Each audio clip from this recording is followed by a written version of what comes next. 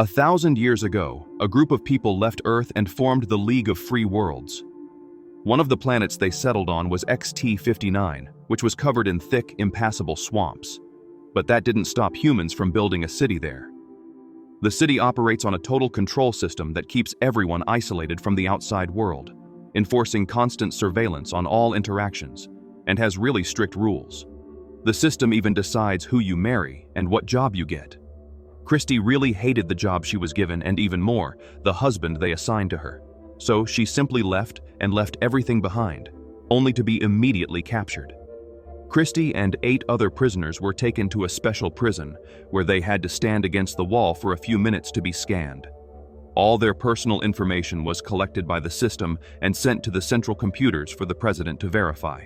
Then, he tells his advisors who needs to be imprisoned and why.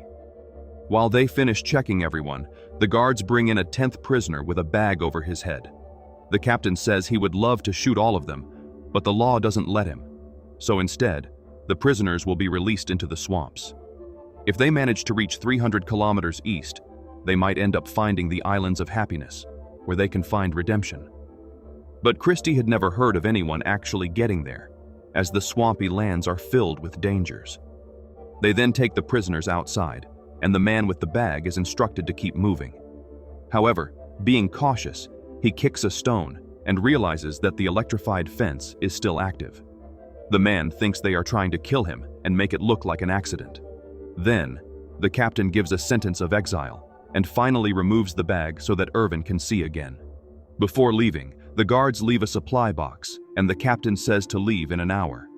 The conversation is interrupted when a terrifying creature erupts from the ground, shaking its branch-like body for a second before hiding again. Irvin explains that it is called a wart and can sense vibrations that guide its attacks. Afterwards, Irvin opens the box and the prisoners begin to push each other to get to the supplies first. Irvin only grabs a knife and tells Christy to drop what she has because she won't need it. Suddenly, Just closes the box and says that no one here could survive the swamps, so they should follow him. However, Irvin and Christy refuse to go with the group because they want to find the islands, which Just does not believe in.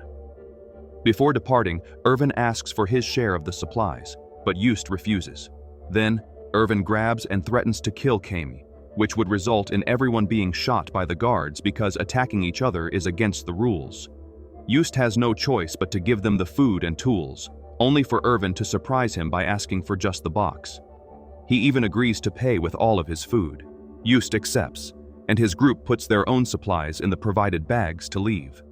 Christy wants Maria to come with them, but Irvin refuses, explaining that the woman is too unstable and will only slow them down. He doubts Maria will survive and wants her to be Just's problem. Irvin shares the details about how a team of 2 is perfect for survival, and Christy realizes that he has been thinking about this for a while, so she calls him calculating. Irvin makes Christy walk in front of him because she is lighter, meaning she can find any deep swamp without getting stuck. He drags the box with a rope tied to his body. After a few hours of walking, the duo is approached by Layla, who wants to come with them and even promises to share her supplies. Irvin is considering his options when suddenly someone opens fire on them. Irvin and Christy run to hide behind some rocks, and soon the shooting stops. Layla was not hit, which means the shooter was aiming at Irvin. He tells Layla to leave since she is clearly the reason for the attack, and an angry Layla runs back to her group. Afterwards, Christy and Irvin continue their journey crawling on the ground, keeping the box behind them as a shield. Christy notices strange creatures on top of the box, but Irvin assures her that they are peaceful.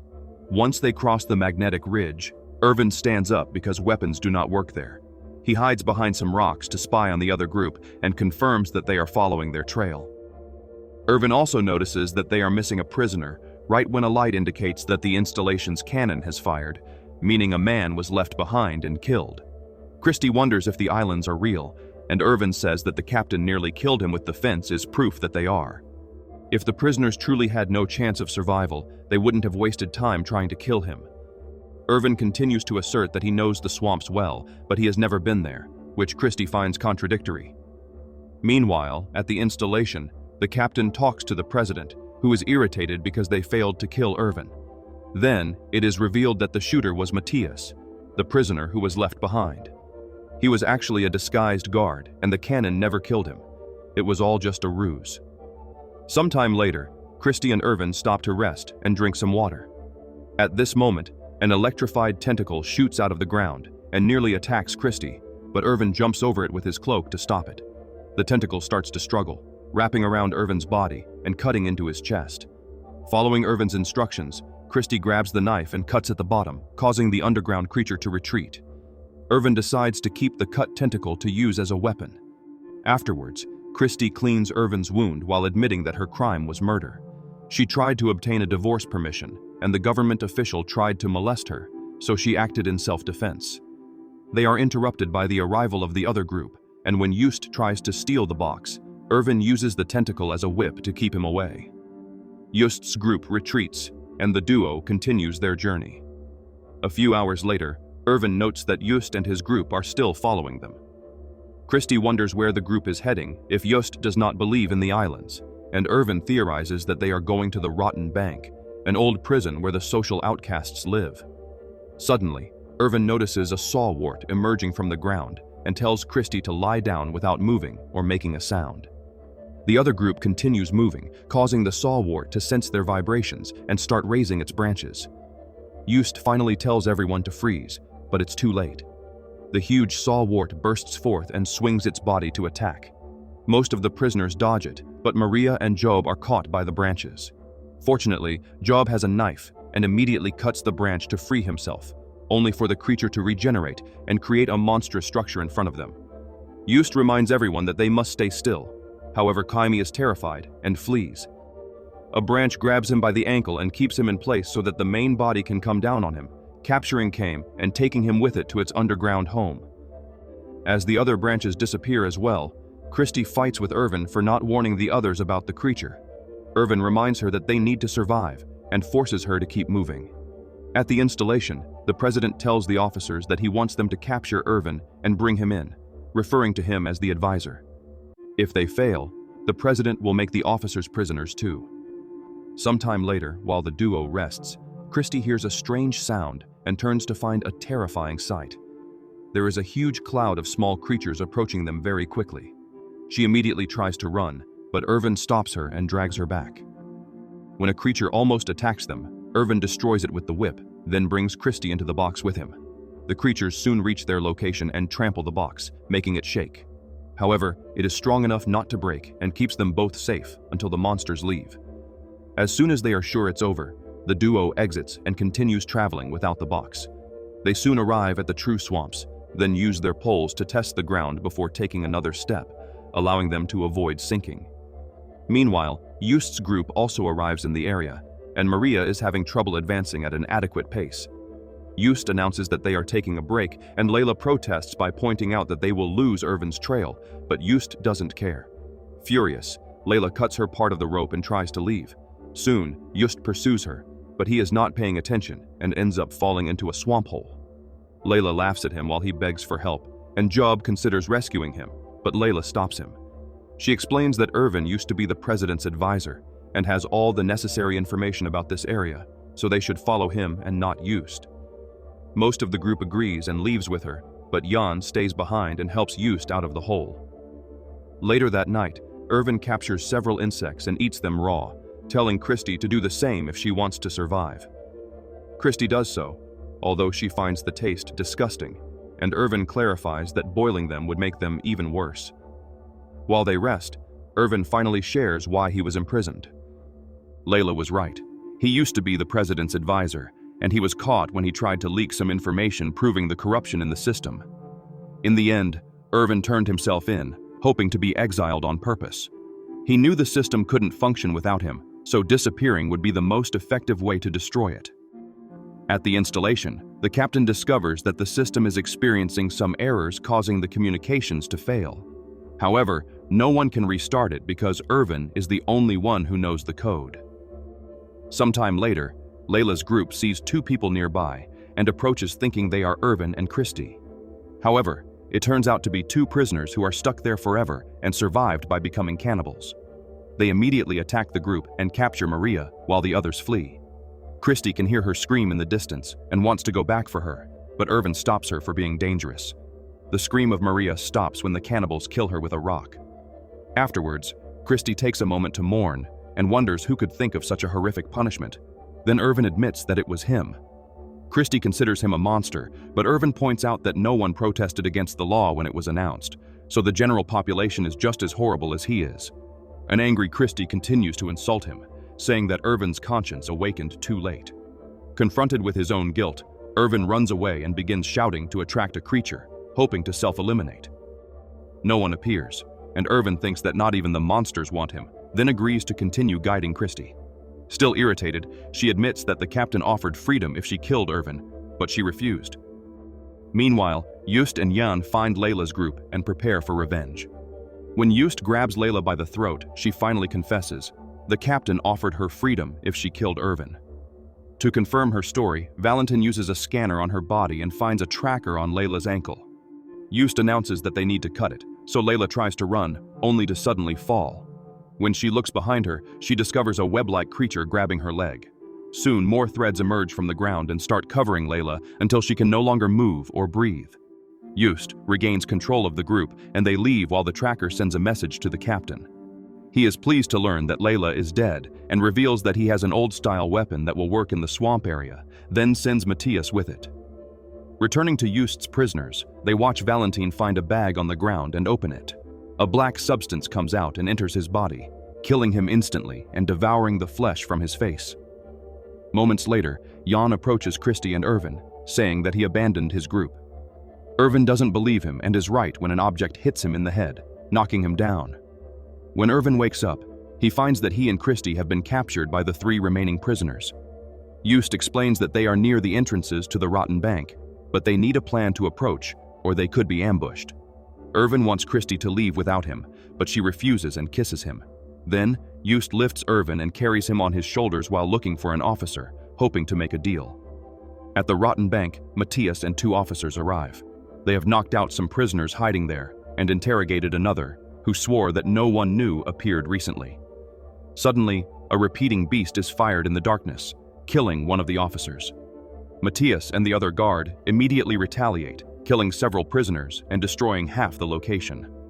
Outside, Job is wandering alone, and soon the sawwort branches begin to surround him.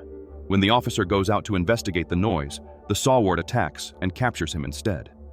In the struggle, his weapon accidentally fires and random bullets hit Job's shoulder. The weapon falls as the creature disappears with the body. Meanwhile, Just and Irvin enter the rotten bank using a secret tunnel. Just hides Irvin and goes to another room to find Matthias, asking for a deal. Matthias agrees and gives him his weapon as a guarantee of his word. When Just brings him to see Irvin, he is already gone. Matthias uses his scanner to find Irvin's location, but keeps that to himself. Just moves forward to begin the search, and Matthias prepares to shoot him, which Just hears and causes him to shoot first. However, the gun is out of bullets, and Matthias quickly knocks him down with 2 shots. Then, Matthias checks behind a curtain, thinking that is where Irvin is hiding, but the people his scanner detected are Jan and Christy. After killing Jan, Matthias captures Christy and threatens to kill her if Irvin does not come out. At that moment, Job also sneaks into the building, bringing the other guard's weapon. He meets up with Irvin and they make a plan. They leave the hiding place and Irvin agrees to surrender in exchange for Christy. Matthias lets her go, but before Job can shoot Irvin as planned, Just reappears and stabs Matthias in the head from behind. As he dies, he accidentally fires his weapon and hits Christy, but fortunately, it is just a sedative and not a real bullet. Afterwards, Irvin thanks Just, who is in great pain. He asks for Matthias's poison capsule, and Irvin hands it to him so that he can have a peaceful death.